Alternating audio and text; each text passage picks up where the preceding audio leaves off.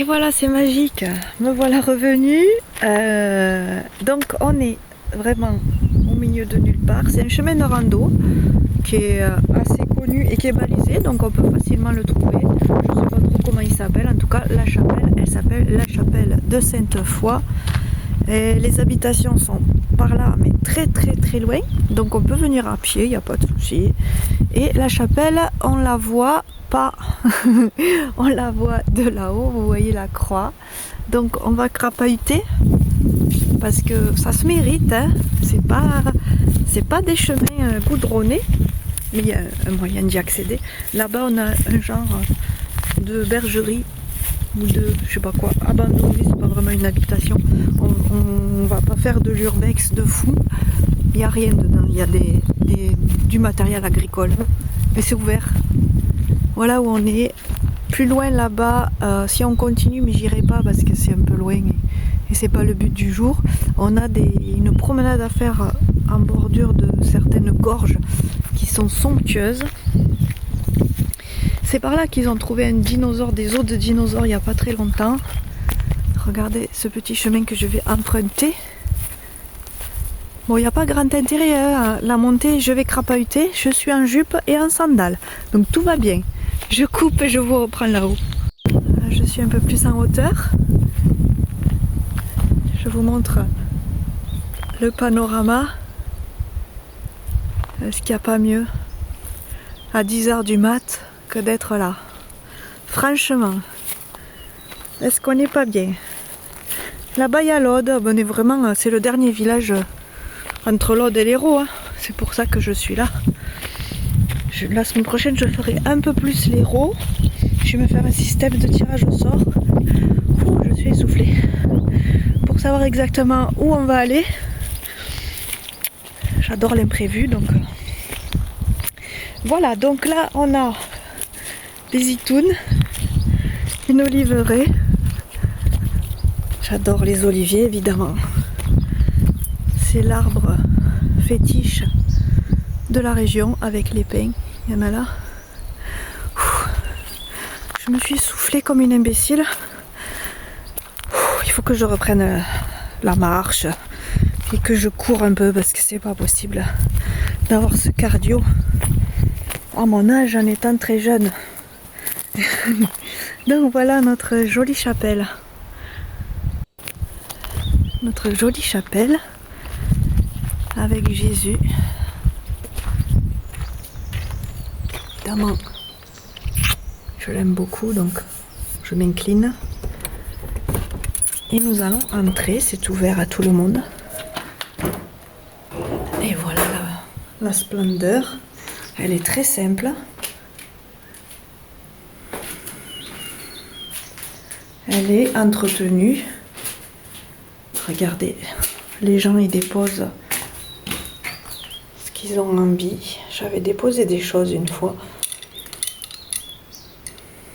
Des objets.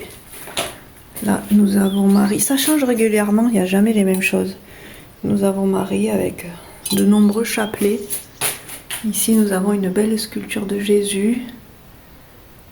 Jésus est là, c'est peint en doré. On a des cœurs en fleurs artificielles. J'avais déposé des choses derrière, mais je les ai reprises.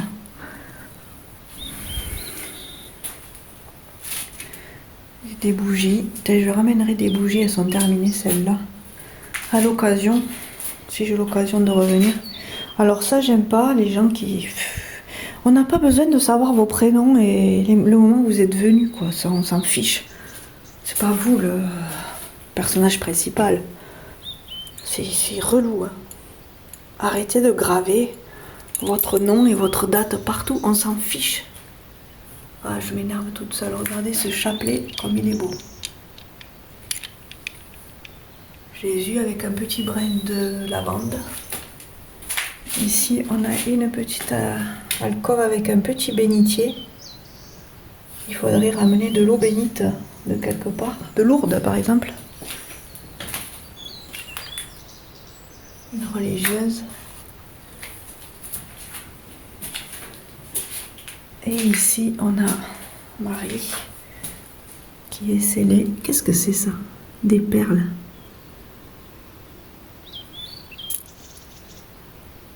Des perles de pierre.